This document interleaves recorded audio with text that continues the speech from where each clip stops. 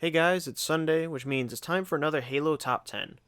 Last week we talked about the Halo Infinite things that we need in the game, but this week we're going to talk about the opposite. We're talking about the 10 things we do not want to see in Halo Infinite. These are things that we'd like to avoid for a multitude of reasons, but as always, these are just my opinions, so if you don't agree, just let me know in the comments. With all that out of the way, let's just get right into it. At number 10, we have Misleading Advertising. Now I'm sure if you followed Halo 5 to any degree, you remember the hashtag Hunt the Truth campaign. Maybe you remember how that paid off in Halo 5 and the epic showdown between Locke and Chief. That just ended up being an awkward fist fight, and they made up without even any on-screen reason. Halo Infinite needs to make itself look like it's going to be an epic, awesome game, but don't go out and promise things that aren't going to be in the game. Show ambition, but limit that ambition to something realistic. At number 9, we have a lack of crossplay options. Halo Infinite is coming to PC, of course, and like most Xbox titles of recent time, it will be part of the Xbox Play Anywhere program, which is an awesome, awesome program. This means that you're going to be able to buy the game on console, own it on PC, vice versa, and also just like Gears 4, it's going to have some form of crossplay. That's just really cool. Now, it'd be great to see this just being a seamless way that you can play with your friends from Xbox Live to the PC Windows Store and Xbox app. I want to be able to just go to my friends list and invite my PC friends and then be able to play without consequence. Have access to all the modes I normally would. And this has definitely been done before in other games, and Halo just needs this feature at launch. We don't want to have a lack of crossplay options. At 8, we don't want to see more floaty, teleporting Prometheans. Everyone loves the Promethean soldiers and knights and the crawlers and all that stuff, right? Everybody loved how they teleported back in Halo 4, and they totally fit the Forerunner design. Obviously, the answer is no. I don't mind when there's a new enemy in the game, but to simply convert something that was pre-existing in design and style and change it into something more sci-fi, it's not always a bad thing. You know, redesigns are good, but if it didn't work the first time, like it didn't in Halo 4, don't double down on it and just scale it back. Just change it back. Or, try making something new. Just scale back the Prometheans, or at least, if you're going to keep them the same, don't expand on the things we don't like. At number 7, I'm going to put Sprint. Now, of course, this is a extremely debatable topic. Maybe you like Sprint, maybe you don't. But for me personally, I prefer not to see Sprint in Halo. It's kind of changed just how the maps play, how games feel, and how they try to quote-unquote move faster, but it honestly just slows down the action. And I think Sprint is a great mechanic for other games, but I don't think Halo really needs it. If you look at Doom 2016 and Overwatch, which also came out in 2016, those are some good examples of games that are really successful either in a multiplayer sense or a campaign sense, and they didn't need Sprint to feel modern or competitive. This topic has been done to death, so I'm not going to harp on it too long, but because personally, I don't want to see Sprint. At number 6, I really don't want to see a Cortana final boss. Now, most campaign fans are going to agree Cortana being evil while just resurrecting her out of nowhere isn't really what we were expecting or what we wanted to see in Halo 5.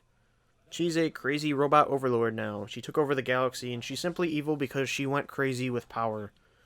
Most of us aren't excited to know that the big bad are more robots, and the biggest bad is our dead robot friend that we used to like. One of the best characters that used to be in the Halo series. So what would make the game any more lackluster is to have the final boss fight in the ending of the game be fighting the big bad that nobody wants to really care about.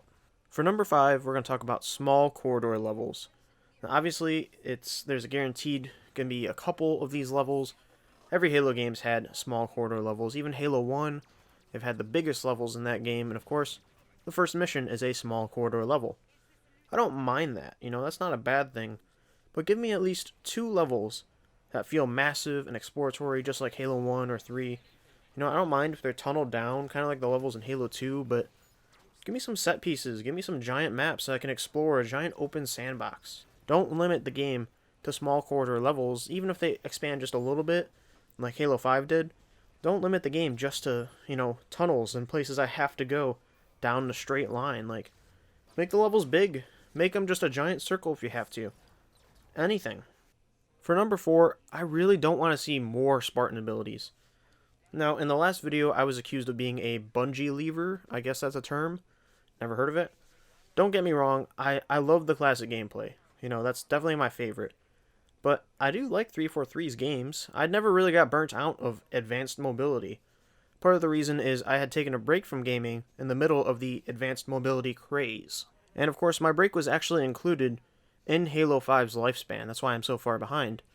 So why would I be upset to see Halo 5 gameplay return?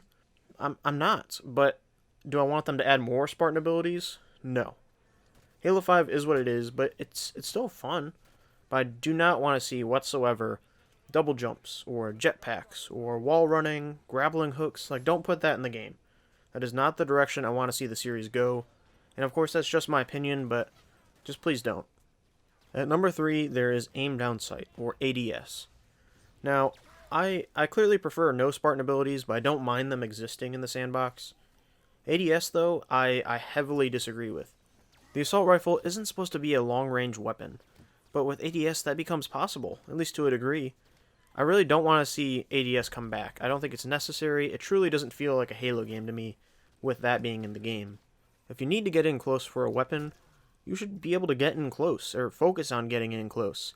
Again, I'm going to reference Overwatch here, because that's a game that proves you don't need ADS just to make a game feel modern or good. Instead of choosing heroes in Overwatch that give you a longer range, in Halo you choose a weapon that extends your range. And that's just kind of how the sandbox should work in my opinion. At number 2, I really don't want to see an incomplete game. I want to see the game finished when it comes out. It annoys me that at the launch of Halo 5, there was no Forge, there was no Infection, there was no Firefight, the theater mode didn't work, and it still doesn't. You know, there were very limited game modes. Those game modes that were there were good, but they were limited. So above everything, the game just needs to be done, and have the base game modes that we all expect from a Halo game. There was no oddball. All those things are just like, why? Why wasn't that there? I don't want free updates from 343 that put stuff back in the game that should have been there at launch.